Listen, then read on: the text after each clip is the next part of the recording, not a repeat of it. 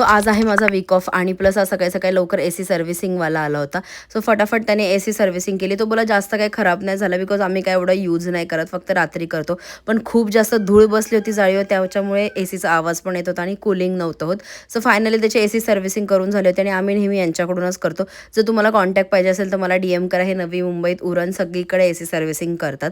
So त्याच्यानंतर एवढा पसारा पडला, तो सगळं क्लीन केला, बेडशीट चेंज केली, बेडशीट नवीन टाकली, सगळं केलं. आणि मग त्याच्यानंतर मी खाली आले आणि पहिल्यांदा बनवायला घेतला मी चिवडा.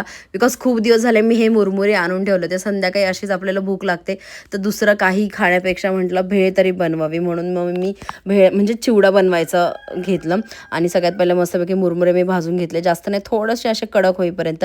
त्याच्यानंतर शेंगदाणे आणि लसूण वगैरे तळून घेतलं. ह्याच्यामध्ये खोबरं पण तुम्ही टाकू शकता इफ जर तुम्हाला आवडत असेल तर. मला जास्त असं नाही आवडत म्हणून मी नाही टाकत, मला जे आवडतं मी तेच टाकते.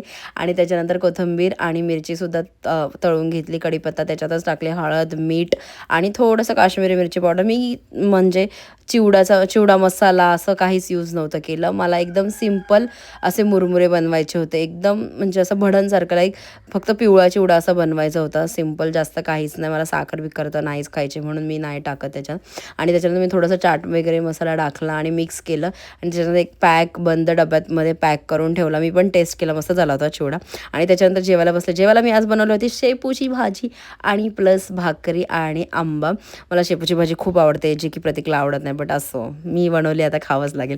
त्याच्यानंतर आम्ही आलो होतो आईस्क्रीम खायला. तिथे भेटली आम्हाला हर्षिता आणि मला जो फ्लेवर पाहिजे होता आईस्क्रीमचा तोही संपला होता. सो एकच होता म्हणून आम्ही एकच घेतला. मला जो आवडतो तो नव्हता, मग मी नाही घेतला. आणि त्याच्यानंतर आईस्क्रीम खाऊन निघालो आम्ही घरी यायला. आणि जर गाईज तुम्हाला माझे व्हिडिओ आवडत असेल तर नक्की चॅनलला सबस्क्राईब करा, लाईक करा, कमेंट करा, शेअर करा. ओके बाय गाईज, उद्या भेटू, बाय बाय.